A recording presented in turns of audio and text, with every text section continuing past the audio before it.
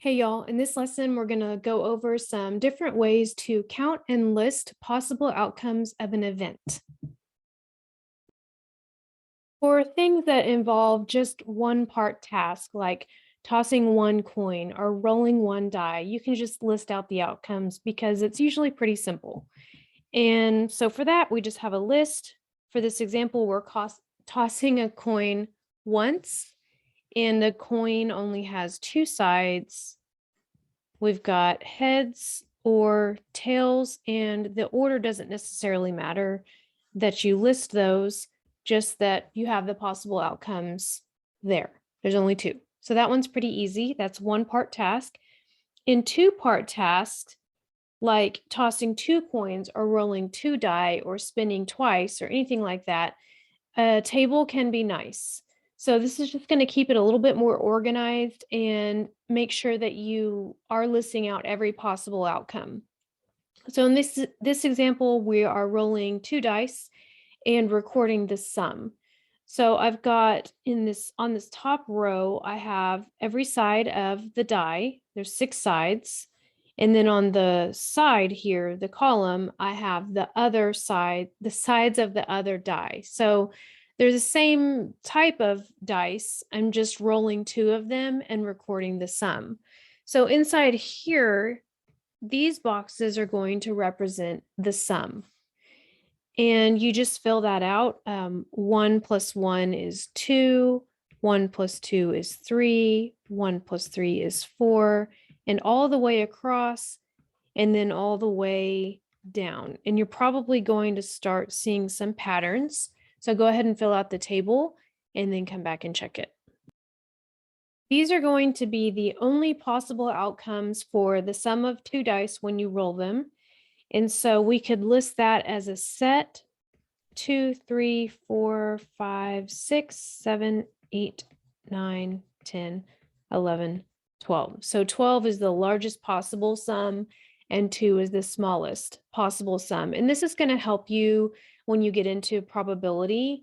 If it were to say find the probability of having a sum of 1 or something like that, then those are your only possible outcomes, and that's going to help you do that task. And then for our last example, we have a multiple part task.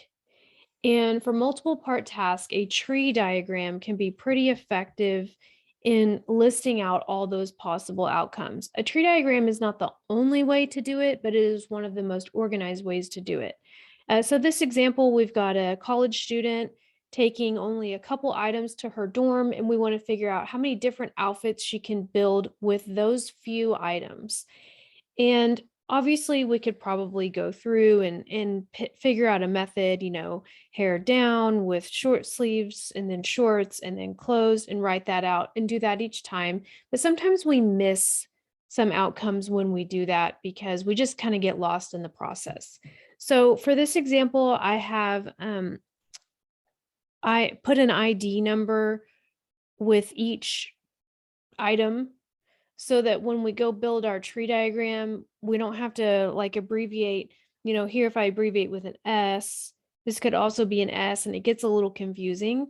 So I'm going to use the IDs instead, and that's going to help me in my tree diagram. Now, I have a lot of room on this page to do this task, the tree diagram, but I'm going to move to some lined paper because this is going to get really spread out, and it ends up getting a little bit crunched when you don't have lines or graph paper. So I am going to set this up on some different paper for this example because it's just going to be better.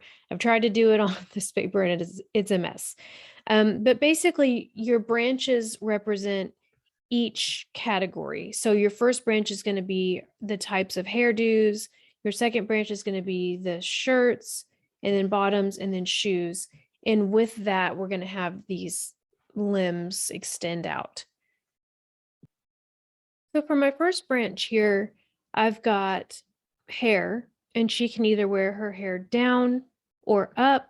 You can write it out if you want to, like I have here, down or up, or you can use the ID.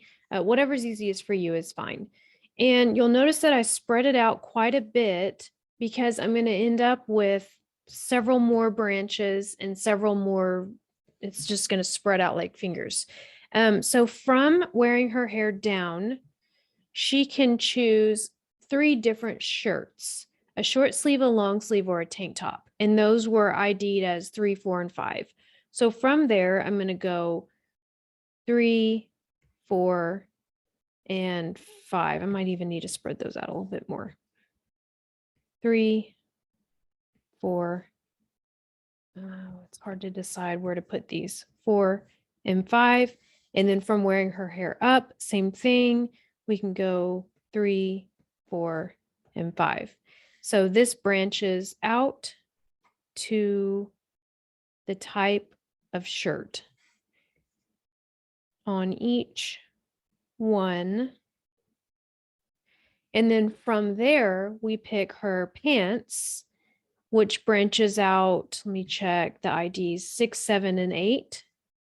So we have 6, 7, 8, 6, 7, 8. So you can see how this is already getting crowded. So 6, 7, 8, 6, 7, 8, 6, 7, 8. I'm going to fix that, make it prettier, but for the time being, that's kind of the process in which you're doing this. So I want you to go ahead and fill out the rest of the tree diagram for pants and shoes, and then we'll go from there after you do that. You can see on mine, I ended up having to write really, really small down here, and then I got kind of wonky, but the process is done, it's good, and it's going to serve its purpose. So it may not look the best, but I can easily see the different outfits that she can build with these items. So my next little task here is from each limb, I'm going to write out every combination. And so I have to look at every single mapping. So it goes from hair down, short sleeve, shorts, open-toed shoes, to hair down, short sleeve, shorts, closed-toed shoes. That's 2 outfits.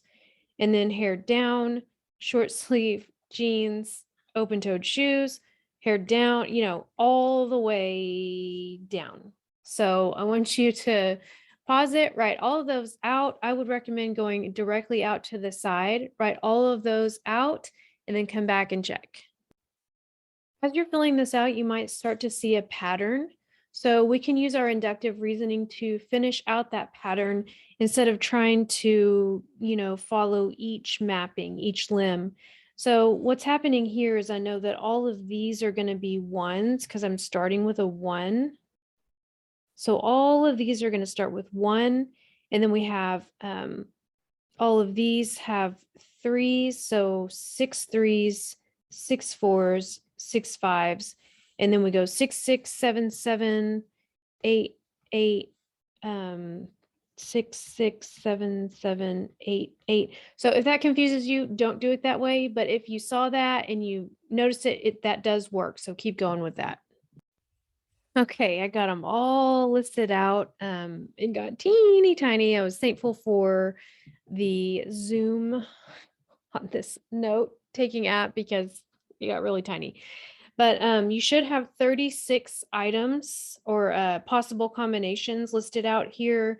If you need to pause it and just kind of check and make sure that you got all of them.